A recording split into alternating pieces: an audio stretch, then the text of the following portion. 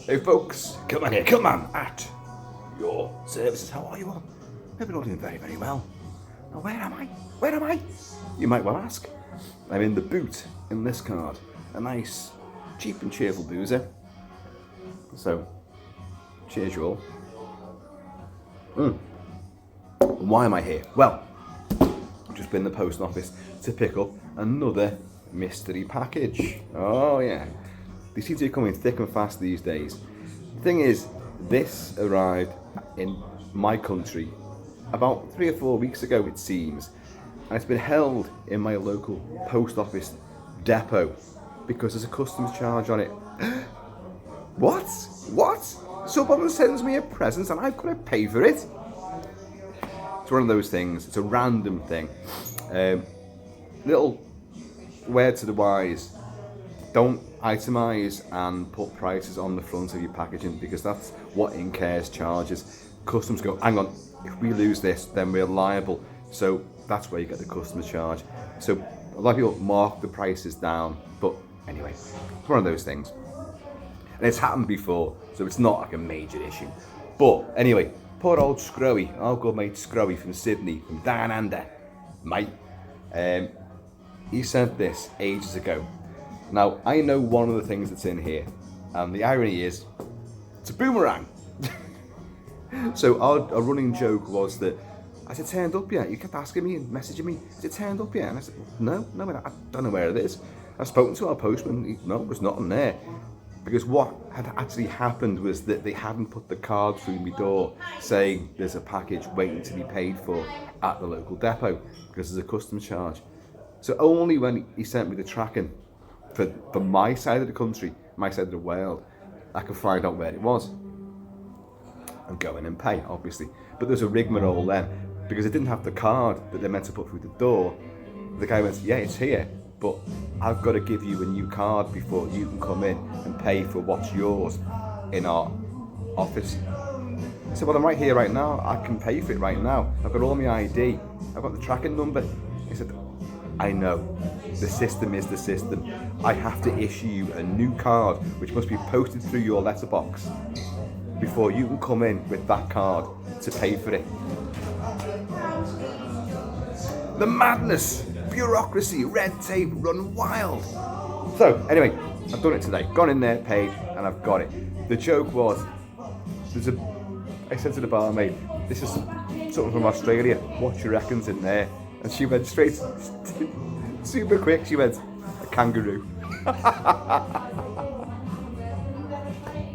And I was like, no, guess again. She went, oh, okay, a boomerang.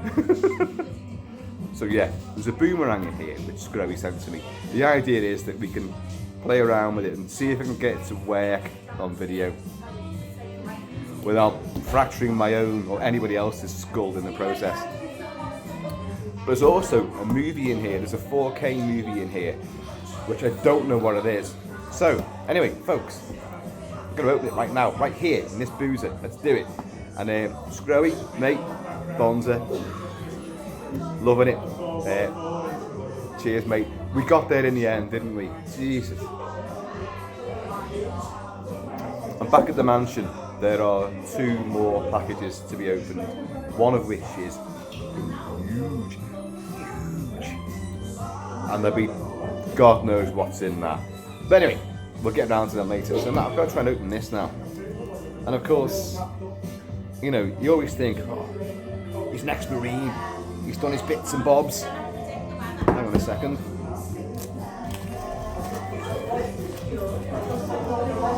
Like, where's his knife? He must have some kind of survival knife on him. Or he's got his kilt on. There we go. Maybe he's wearing his skiing do down his boot. No, I'm not. So I've got to resort to using the key to get in here. So, let's do some chiseling around.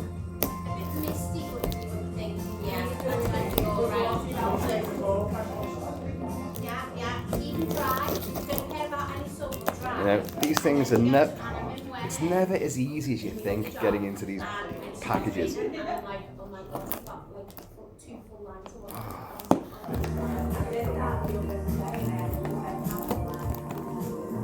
just rip the bloody thing out, couldn't I? What's going on there? Let's just put that back there. I'm just going to do this. I'm just going to rip it out. We're almost in. Jesus. Right, we have bubble wrap. Always love bubble wrap. Can never have too much in the way of bubble wrap. So I'm taking. Oh, hang on. The movie's just popped out, and it's the 4K Ultra HD of 10 Cloverfield Lane. Ooh, John Goodman. John, very bad man, actually. Great movie. Wow. Well, now he said to me the clues. Everyone tries to give me clues as to what's going to be in the box. It's a film from 2017. It's a thriller, and it's brilliant. And he's not wrong. That is great. And I do not have this. I do have a copy of 10 Cloverfield Lane. Don't get me wrong. And I've got Bear McCreary's fantastic soundtrack as well. But I do not have it in 4K Ultra. Ooh, great stuff. You know, after Roseanne and all that, when he was the lovable big fat oaf, he just became a complete badass in movies. What's that one with Kevin Bacon, where Death Sentence, where Kevin Bacon loses his son and then his family to this bunch of scumbag neo-Nazi bastards in Detroit, I think, and he goes on the rampage to go and take them down. But the father of this gang is actually the worst thing of all. It's John Goodman. Totally racist, badass bastard. Great film. Very violent. But and he maximised on things with this. Ostensibly a good guy saving the day. He's got, our bunker. There's an alien invasion, or is there? There is. And there's his bunker looking after Mary Elizabeth Winstead, and she discovers, hang on, he's not really the full shilling, is he? I can't get out. How do I know what he says is true about what's happening out there? And then she finds the fingernails at the window to try and get out. Some other girl is trying to get out of there. He's imprisoned them for his own nefarious means, creating a really weird sort of family dynamic. But he's great, she's great, and it's a wonderful film. SGROWIE, mate, many thanks. And super big thanks for all the bubble wrap, because I fill the masks with these. It's great stuff to fill out latex masks. And also you can start making armatures and maquettes and statues and props using that. Just wrapping it round, like say a cardboard tube or something like that, and you use bubble wrap to just pad it out. Brilliant. So we've still got the main deal. What was it in here? Oh, it's actually in here, sorry. It's like pass the parcel. Pass the boomerang. It'll always go back to the person who first started passing it.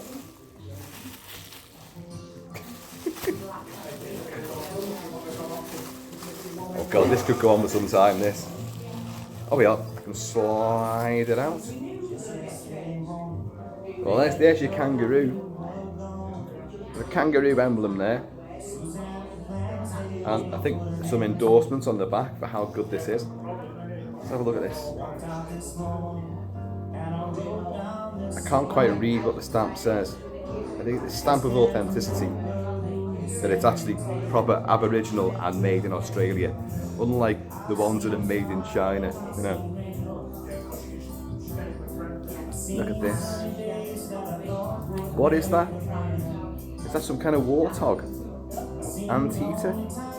What is that? I know what it isn't, it's not a razorback. But what is that? That creature there? That's nice as well. Yeah. I'm a strange person, I like to sniff wood. No, be careful. It's very light. I mean, I've only ever had boomerangs when I was a kid, and they were like made out of plastic, and they never bloody worked anyway. Oh, you could throw them, superb. And you think, what's next? Doesn't it meant to come back? It's just sailed about 50 yards away and then bedded itself in the turf. This is slightly heavier than those, but I presume that the idea is they're meant to be nice and light, sort of aerodynamic. Yeah, it does say there, Australian made and owned. So it's second hand. It's previously owned. Sticker here. I'm not sure. I can't. In this light, I can't see. This is made in Australia. Hand painted by Aboriginal artists. We've been making Aboriginal crafts for over 3 generations. Our tribal areas. Our tribal areas. Oh, hang on. These are Aussie or Aboriginal names. Kuku, Yalangi, Gulebi, Gubi, and various tribes throughout Australia. But like, it's great. It is great. You know, you kind of want the razor-edged one that the feral kid has in Mad Max 2, and you've got Toadie in Mad Max 2. As the feral kid lashes this at Wes Vernon Wells, the big bad guy, main bad guy in Mad Max 2, and it circles over his head, throws it again, and it kills Wes's bum chum buddy in the back of his bike, the blonde, warrior, and it goes right through his head, and Wes takes it out of this cleaved skull and goes and hurls it back at the feral kid, and of course it just goes, and the kid just watches it go overhead, and it comes back, and Toadie, who's on Wes's bad guy side, goes, I got it, don't worry, I got it, and he jumps up to catch it, and it just goes with the razor edge, takes all his fingers off, and the rest, everyone's like, they're punching their hoods of cars, and they're laughing their heads off, like, stay to you. And because he's embarrassed as well, and all his fingers are scythed off, he starts picking his fingers up as well, like, but he's kind of like, he's laughing with them. Nobody's made a complete tit of himself. Well, this ain't razor sharp, thankfully. But I do love the design work on it. Show you it again. Look at that. And there you go. Like that.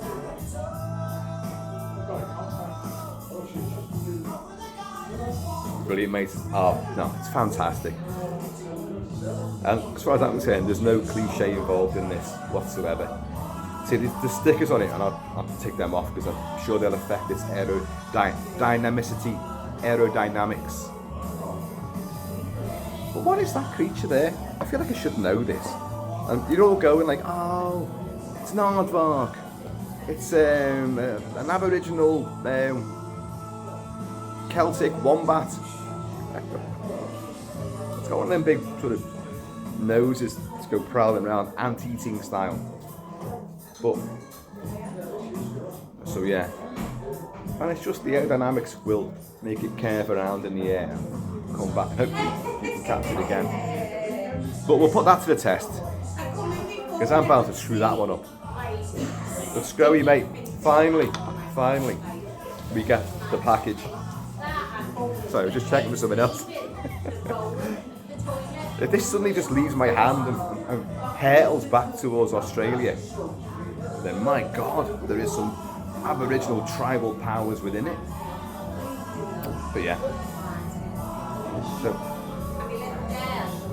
I thought there'd be some kind of smell to it, like there'd be some kind of like, oh, that's from the Orinoco tree. The what is it?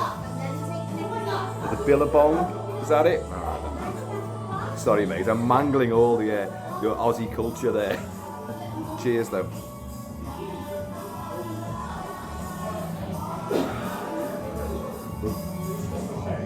Don't worry. The camera's propped up against another full pint, so we're okay for the time yet. But brilliant. Not seen this for a while actually. I've always had a slight issue with the ending. You know what I mean? When she gets out and there's genuine big creatures up there and there's car trouble and but you kind of need it.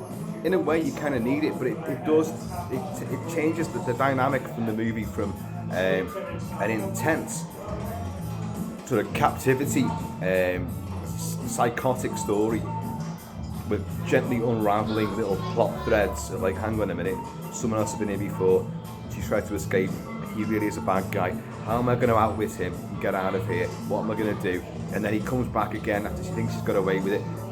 You've got all of that, and then it goes on to the escape, and actually, I can breathe out here, everything's fine, and like, oh, hang on, what the hell is that?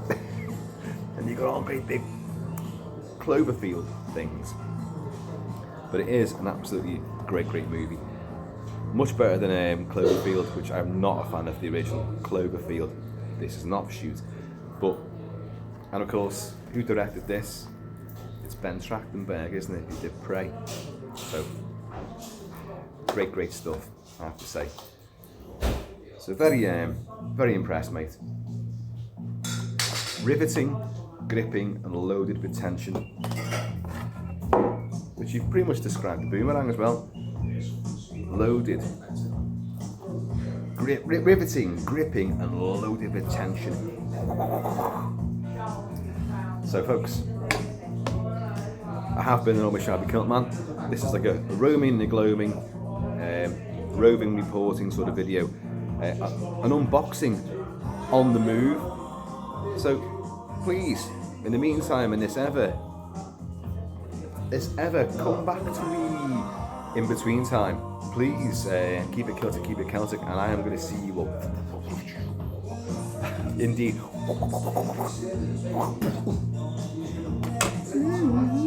Later. SGROWIE. Cheers, mate. It's fantastic. Much appreciated.